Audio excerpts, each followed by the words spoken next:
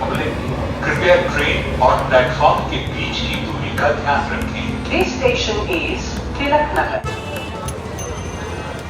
Hello everyone, मेरा नाम आर्या बशैल। काफ़ी समय से मेरा कहीं घूमने जाने का बहुत मन था, लेकिन अकेले जा नहीं सकता था क्योंकि कभी गया नहीं।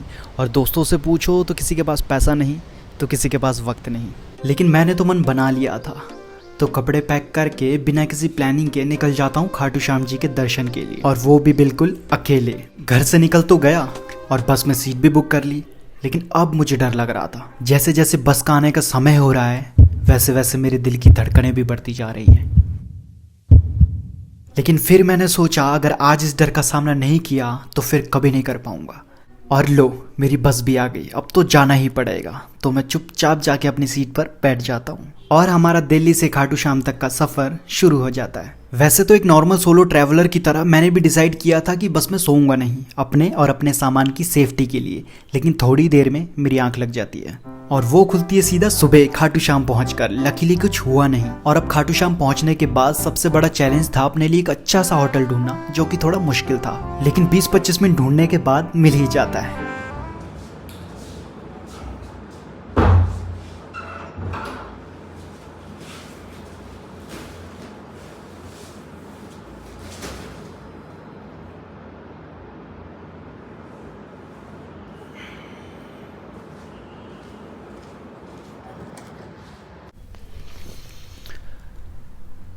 इस सोलो ट्रिप में निकलने का रीज़न सिर्फ इतना सा था कि मुझे घर से निकलना था।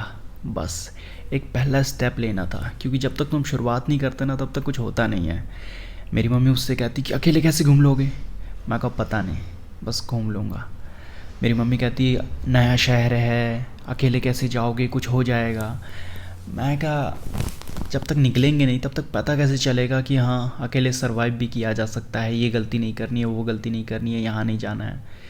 निकलोगे, करोगे गलतियाँ, तभी तो सीखोगे ना। तो अब देखते हैं। आए हैं होटल में, अभी रुका हुआ हूँ। अब जाऊँगा, नहाऊँगा, धोऊँगा।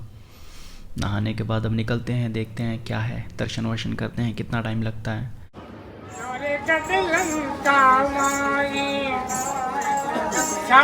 समुंदर पार रावण को दिल खोटो छे, सात समुंदर पार रावण को दिल खोटो छे। वैसे तो मैंने काफ़ी सारे लोगों से सुना था कि खाटू श्याम जी को हारे हुए लोगों का सहारा माना जाता है, और जो भी निराश होकर एक बार इनके दरबार में जाता है उसका जीवन बदल जाता है। पर मुझे कुछ ऐसा महसूस ही नहीं हो रहा। हाँ, जब भी किसी धार्मिक जगह पर जाता हूँ तो शांति से घंटों तक बैठना बहुत अच्छा लगता है, और मैं सारे भगवानों को भी मानता हूँ और उनकी पूजा भी करता हूँ।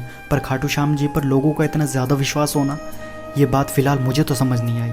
पर क्योंकि इतने समय से खास कुछ अच्छा मेरी ज़िंदगी में भी नहीं चल रहा था, इसलिए मैं भी लग जाता हूँ दर्शन की लाइन में, एक लंबी सी शिकायतों की लिस्ट लेकर। इस लाइन में लगकर मुझे एक बात तो समझ आ गई कि सिर्फ हम ही अकेले दुखी नहीं है। हर कोई दुखी अपनी ज़िंदगी में, किसी न किसी बात से, किसी न किसी चीज़ से। और सब यहाँ आ गए थे अपनी अर्जी लगाने, अपनी सारी परेशानियाँ खाटू श्याम जी को बताने। तो मैंने भी सोच लिया था कि जैसे ही मेरी बारी आएगी मैं सब बता दूंगा, सारी शिकायतें लगा दूंगा।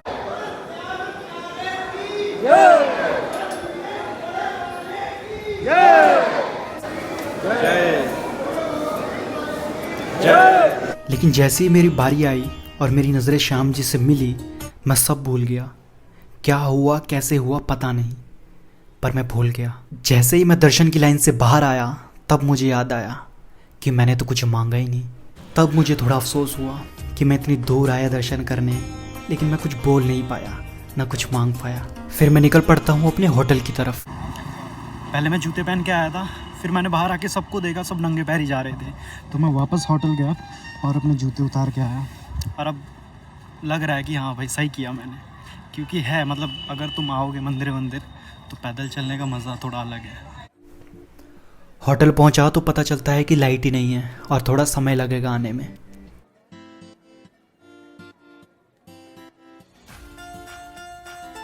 फिर मैं सोचता हूँ कि यहाँ बैठ के समय बर्बाद करने से अच्छा है कि बाहर ही घूम लेता हूँ। अभी मैंने गूगल करा है तो पता चला है कि पास ही में मतलब खाटू श्याम जी का श्याम कुंड है, तो उसी तरफ जा रहा हूँ। अब वहाँ जाके देखता हूँ कैसा है, क्या है।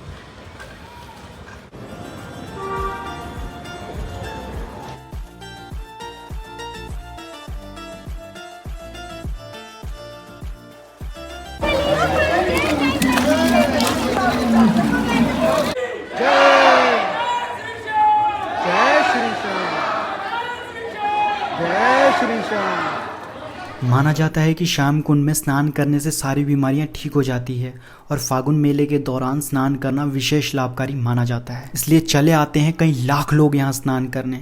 याद है वीडियो के ओपनिंग में मैंने कहा था कि मेरा कहीं घूमने जाने का बहुत मन है और मैं यहाँ आया भी हूँ तो सिर्फ घूमने। कहते हैं ना कि कोई भी धार्मिक जगह आप अपनी मर्जी से नहीं जाते, आपको बुलावा आता है, आप तब जाते हो।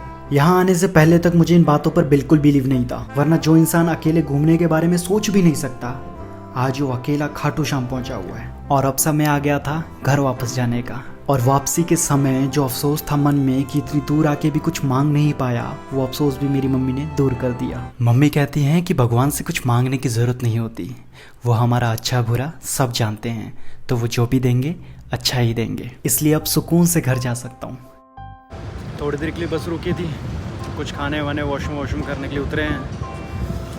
बाकी मौसम तो मस्त लग रहा है, बहुत प्यारा मौसम हो रखा है, एकदम मस्त वाला मौसम हो रखा है। और ये वाली हमारी बस है। बाकी अब घर की तरफ जा रहे हैं। ट्रिप अच्छा था, मज़ा आया, बहुत कुछ सीखने को मिला। पहला मेरा सोलो ट्रिप था तो बहुत सी मैंने गलतियां करी, मज़ा आया, सीखा। अब इस चीज़ों को लर्न करके अगली बार जब निकलूँगा तो गलतियां कम करूँगा और ज़्यादा मज़े करूँगा। पता नहीं आप लोगों को कैसे यकीन दिलाऊं कि जब से मैं वहाँ से वापस आया हूँ तब से एक अलग सी पॉजिटिविटी है, एक अलग सी एनर्जी है। अब तो बस ऐसा लगता है कि चाहे कैसी भी सिचुएशन हो, खाटू श्याम जी सब संभाल लेंगे। जय श्री श्याम। तो बस इस बार के लिए इतना ही, मिलते हैं फिर कभी।